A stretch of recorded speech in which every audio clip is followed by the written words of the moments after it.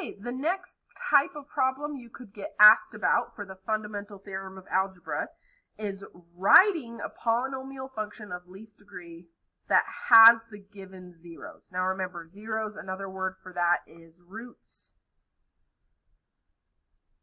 or solutions. Those are all the same thing. So what these problems are saying is that these three numbers are solutions to my equation. So that means I can write them like this because they are a solution.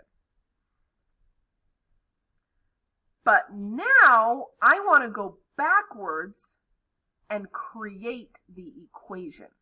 So if I want to go backwards to create an equation, what I need to do is get them to be something like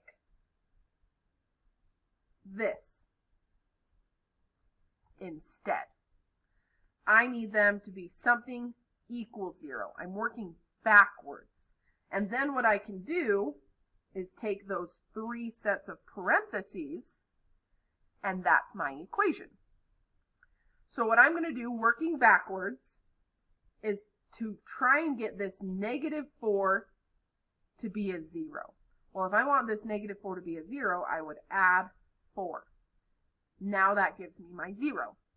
But remember, what you do to one side, you have to do to the other side. So I'm also going to add 4 here. So that would give me x plus 4 equals 0. I can do the same thing over here. I want it to be 0, so I'm going to -1, but then I have to do it to the other side. So that would give me x minus 1 equals 0. And right here I want to -5,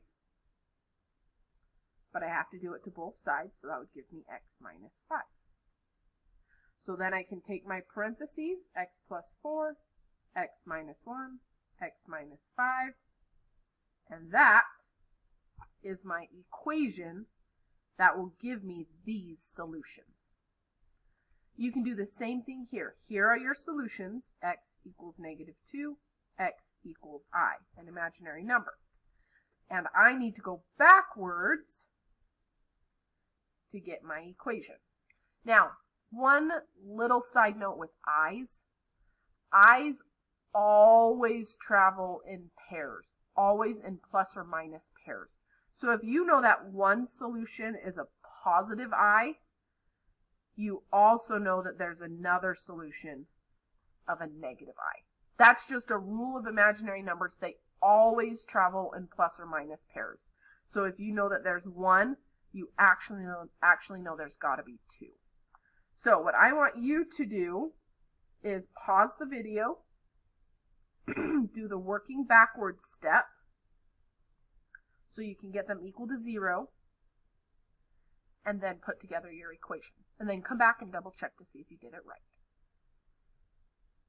Welcome back. You can double check your answer here. You should have x plus 2, x minus I, and x plus I. So that's it for this second video, the second application of the fundamental theorem of algebra. In the last video, we'll talk about the last kind of problem that you could have. Real quick, I want to say on your assignment, your in-class practice is 10 and 11, which is kind of doing exactly like what we just did in that last problem. Okay, in the last video, we'll do this last example.